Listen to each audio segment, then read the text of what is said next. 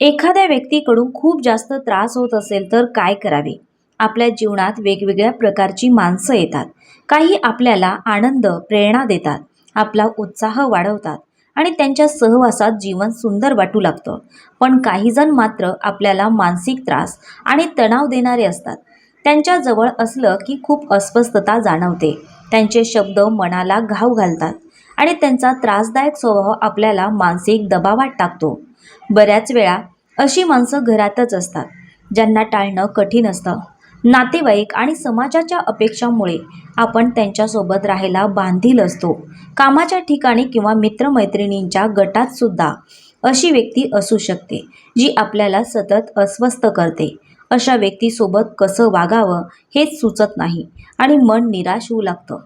परंतु अशा वेळेस स्वतःची मनशांती टिकवून त्यांच्यासोबत कसं वागावं हे शिकणं महत्त्वाचं आहे.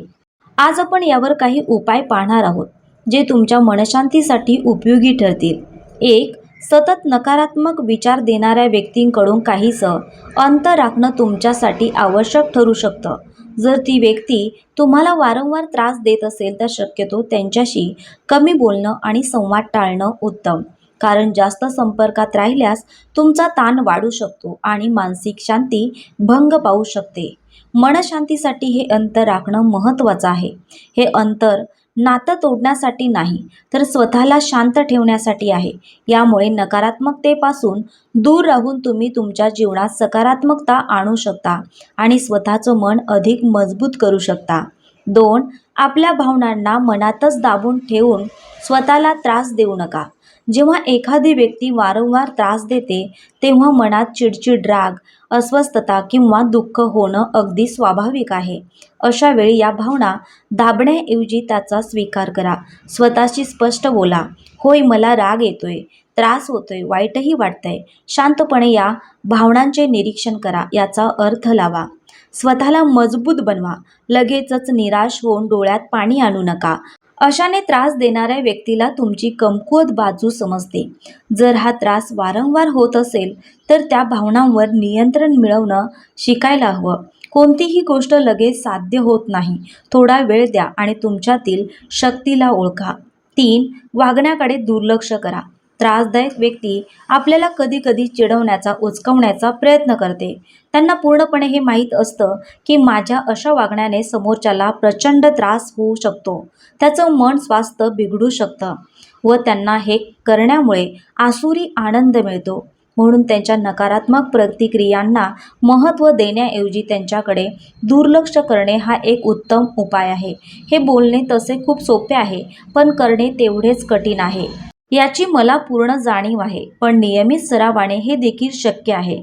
त्यांच्या शब्दाचा आपल्या मनावर परिणाम होऊ देऊ नका. आपल्या कामावर लक्ष केंद्रित करा. 4. त्यांच्या वागण्यामागचे कारण समजून घ्या.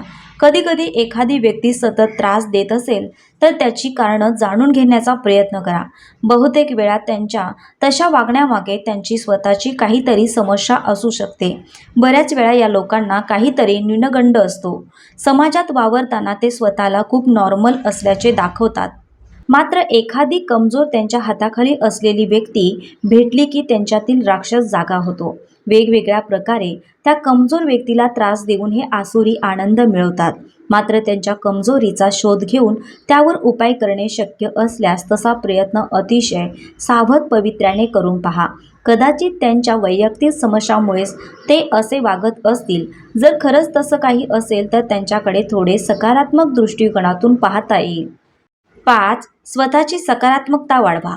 त्रासदायक व्यक्तीमुळे आपल्या जीवनातील आनंद हरवू पाहतो, निराशा येते. पण असे होऊ देऊ नका. ध्यान, योग, आवडते छंद, पुस्तक वाचा किंवा मित्रमैत्रिणींबरोबर वेळ घालवणे किंवा जे काही आपल्याला करायला आवडते ते करा. त्यामुळे आपल्या मनाची सकारात्मकता आपण टिकवून ठेवू शकतो. आपण आपल्या मनात सकारात्मकता निर्माण केली तर बाहेरच्या नकारात्मक गोष्टींचा परिणाम आपल्यावर कमी होतो. हेही लगेच जमणार नाही. थोडा वेळ द्या स्वतःला, सारे काही नीट होईल. 6. संयमित वागणूक ठेवा. त्रास देणाऱ्या व्यक्तींशी संवाद साधताना संयम ठेवणे खूप महत्त्वाचे आहे. त्यांना तोंड देताना शांत आणि तटस्थ राहा. अशा परिस्थितीत राग किंवा विरोध करण्याऐवजी त्यांच्या वागण्यावर संयम आणि प्रतिक्रिया द्या. ती व्यक्ती वाट पाहत असते की कधी तुम्ही उलट उत्तर देता. ते त्यांचं हत्यार बाहेर काढून तुमच्या काळजाचे तुकडे तुकडे करतात. म्हणून संयम ठेवा. सार्वजनिक ठिकाणी शांत राहून संयम दाखवणे हे तुमचे मानसिक स्वास्थ्य टिकवण्यासाठी मदत करते. असे समजा की आपल्या नशिबात परमेश्वराने खूप कठीण परीक्षा ठेवली आहे आणि संयमाने आपल्याला ती पार करायची आहे. 7. समजुतीने संवाद साधा. काही वेळा समजूतदारपणे संवाद साधणे हे समस्येचे निराकरण करू शकते. त्या व्यक्तीशी प्रत्यक्ष बोलून त्यांच्याशी आपली समस्या स्पष्ट करा. शक्य असल्यास त्यांना समजवा की त्यांचे वागणे तुमच्यावर कसे परिणाम करते. मात्र हे सारे करताना अत्यंत सावध पवित्रता बाळगा. बघा, कदाचित त्यामुळे त्या व्यक्तीच्या वर्तनात बदल येऊ शकतो. 8. स्वतःवर लक्ष केंद्रित करा. अशा त्रासदायक राक्षसी वृत्तीच्या ज्यांच्या जीवनात कधी सुधारणा होणार नाही, जे फक्त आणि फक्त लोकांना त्रास देऊ शकतात, जे नकारात्मकता बोलतात, अशा लोकांसाठी आपले सुंदर जीवन व्यर्थ करू नका. आपले जीवन, आपली प्रगती आणि आपली उद्दिष्टे या गोष्टींवर लक्ष केंद्रित करा. त्रासदायक व्यक्तींकडे लक्ष देण्याऐवजी स्वतःच्या विकासावर लक्ष केंद्रित करा. स्वतःच्या शारीरिक आणि मानसिक आरोग्याची काळजी घेणे किंवा नवीन ध्येय निश्चित करणे या गोष्टी आपल्या स्वतःसाठी आनंद निर्माण करतात आणि इतरांचा नकारात्मक प्रभाव कमी करतात. सोडून द्या या लोकांचा विचार करणं. 9. खूपच त्रास असेल तर मदतीसाठी जवळच्या व्यक्तींकडे जा. त्रासदायक व्यक्तींशी एकट्याने सामना करणे कधीकधी कठीण होऊ शकते. त्यामुळे अगदी जवळचे विश्वासू मित्र, कुटुंबीय किंवा सल्लागार यांच्याशी या समस्येबाबत मन मोकळेपणाने बोला. त्यांची मदत घेऊन तुम्ही मनातील तणाव कमी करू शकता. यामुळे थोडासा का होईना मनावरचा भार हलका होईल. मात्र एक गोष्ट लक्षात ठेवा, या गोष्टीला कोणाच्या सांगण्यातून वेगळी कलाटणी लागता कामा नये. 10. शेवटी निर्णय घेण्यास घाबरू नका. जर त्रास इतका वाढत असेल की तो सहन करण्याच्या पलीकडे जात असेल, तर त्या व्यक्तीपासून कायमचं दूर होण्याचा निर्णय स्वतःच्या अगदी जवळच्या नातेवाईकांना विश्वासात घेऊन घ्या. आपला आत्मसन्मान आणि मानसिक आरोग्य हे जास्त महत्त्वाचे आहे. अशा वेळी कठोर निर्णय घेणे खूप आवश्यक ठरू शकते. मात्र हा विचार संपूर्ण विचारांती त्यांचे पुढे काय परिणाम होतील, होणाऱ्या परिणामांना तुम्ही तोंड द्यायला सध्या सक्षम आहात का? तुम्हाला सपोर्ट करणारे काय म्हणतात? तुम्ही स्वावलंबी आहात का? का या साऱ्यांच्या विचारांती निर्णय घ्या. मित्रांनो, जीवनात काही नकारात्मक व्यक्ती आल्या तरी आपला संयम आणि शांती राखून त्यांचा सामना करणे हा खरा विजय आहे. आपण नकारात्मकता दूर ठेवणे आवश्यक आहे.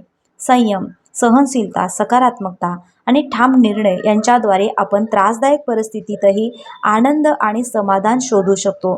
स्वतःची मानसिक शांती राखण्यासाठी योग्य निर्णय घेणे आपल्याच हातात असते. आनंद आणि शांतता आपल्या जीवनातील सर्वात मौल्यवान गोष्ट आहे. त्यांना कोणाच्याही नकारात्मकतेच्या सावलीत गमावू नका. लक्षात ठेवा, आपण कोणाचाही आपल्या आनंदाचे कारण ठरू द्यायचे नाही, कारण आपला आनंद आपल्या हातात असतो. मित्रांनो, दररोज विविध सकारात्मक विचारांसह आपण भेटत असतो. तुमचे जीवनही असे सकारात्मक विचारांनी भरून जावो. तुमच्या मनातील सर्व चांगल्या इच्छा, आकांक्षा पूर्ण होवो. तुम्हाला सुख समृद्धी लाभो, ही ईश्वराच्या चरणी प्रार्थना.